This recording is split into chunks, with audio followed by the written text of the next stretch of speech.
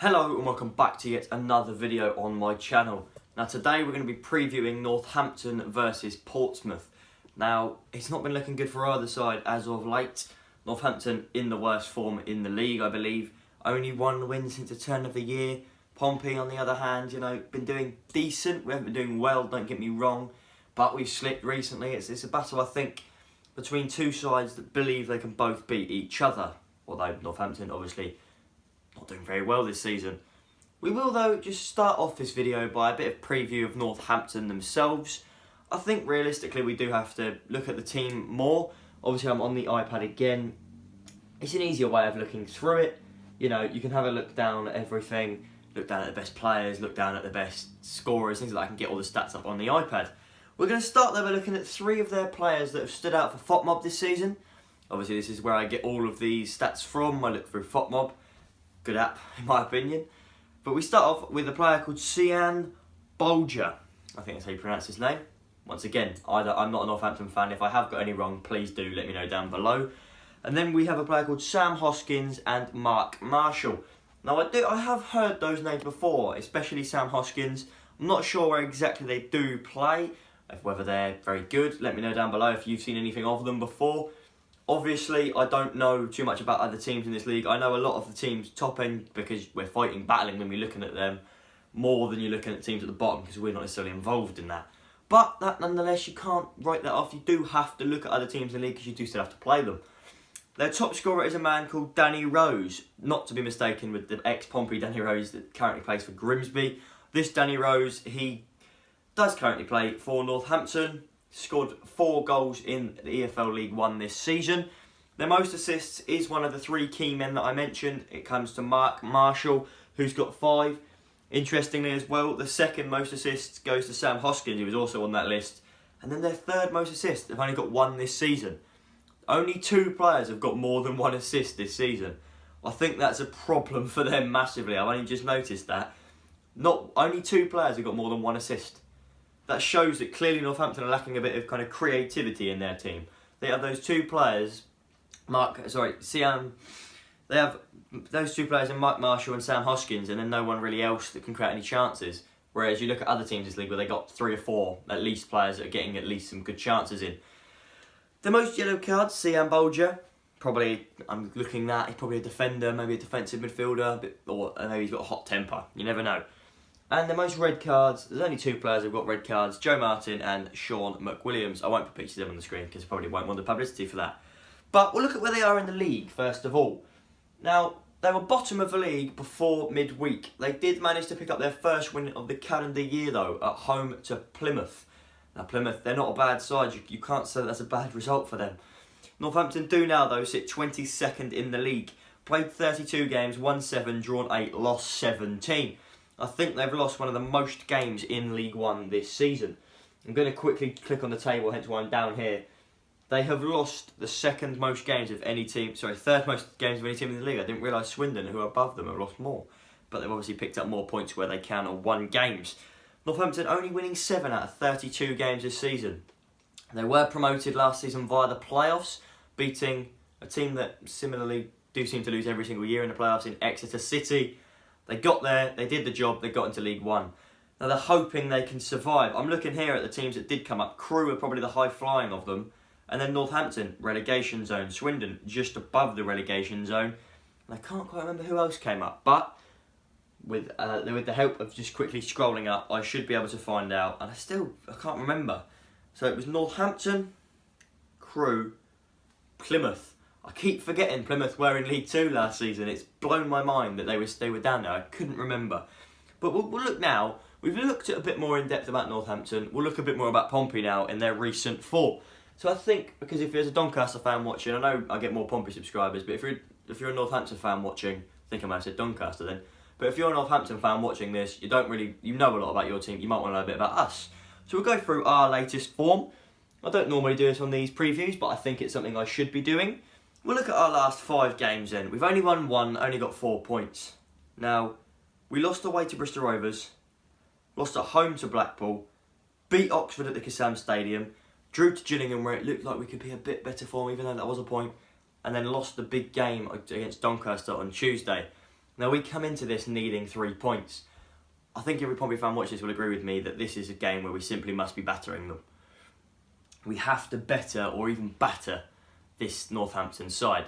I know people will say, well, yeah, but we take the 3 points and move on. No, because we've lost goal difference recently as well. If we can get a 3-0 or 4-0 today, it would do our confidence massive favours, but not just our confidence, our goal difference, things like that. You look, we had the best goal difference in the league at one point. We now only have 18 goal difference, which is lower than most of the teams in that top 6. There's only 2 sides that are lower than us, which is Lincoln and Doncaster on goal difference.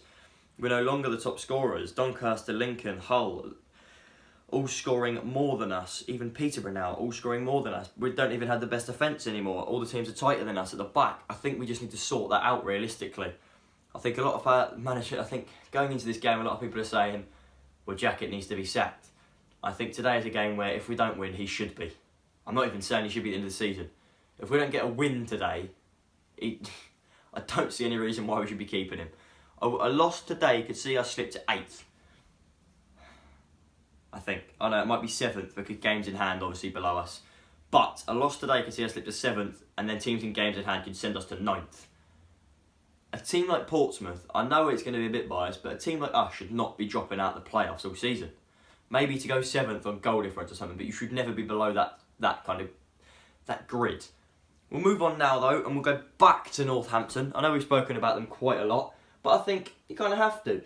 Because I like to talk about something else here, and that is stats. Now, stats are big to me because you can kind of you can grasp kind of how a team will play or how they focus their gameplay. Now, they have 3.2 shots on target per match on average, which is 22nd in the league. They've created the 22nd most amount of chances with 22. The 21st amount of them missed though with 19, so they're not missing many of those chances. Their goals per match is the worst in the league with 0.8. Sorry. And their penalties awarded, they've only had 1 all season. So once again, that's not brilliant. We'll look at the defensive stats now though and see if they're any better defensively. Goals conceded per match, they're 17th with 1.5 on average. Clean sheets, they're 12th with 8 clean sheets, they're still quite good. Penalties conceded though, they've conceded 5, which is the second most in the league. Saves per match is 11 with 2.5, not hitting the likes of Gillingham, who are top on 3.2.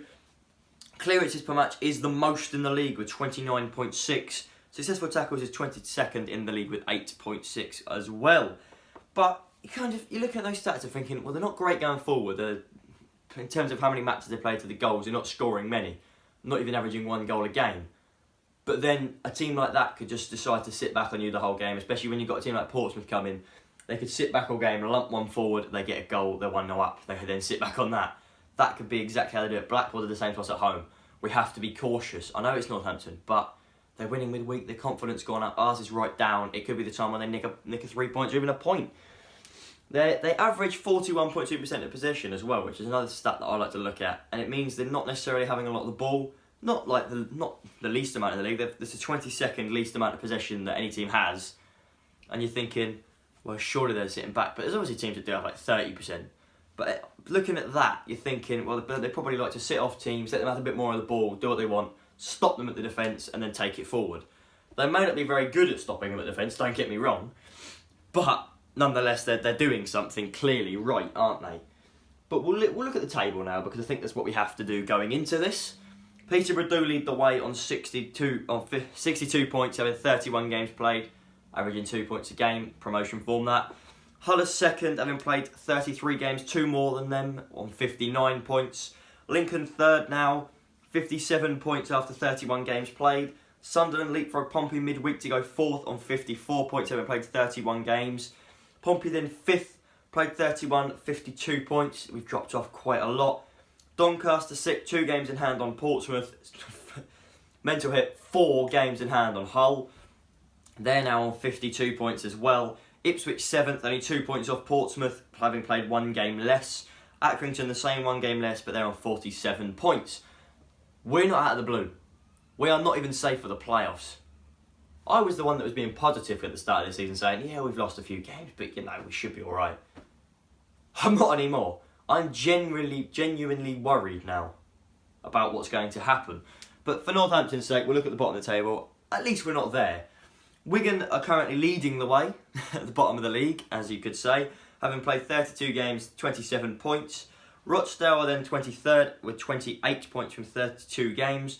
Northampton are then 22nd with 29 points from those 32 games. Wimbledon also on 29 points, having played 2 games less, though, with 30 and 21st.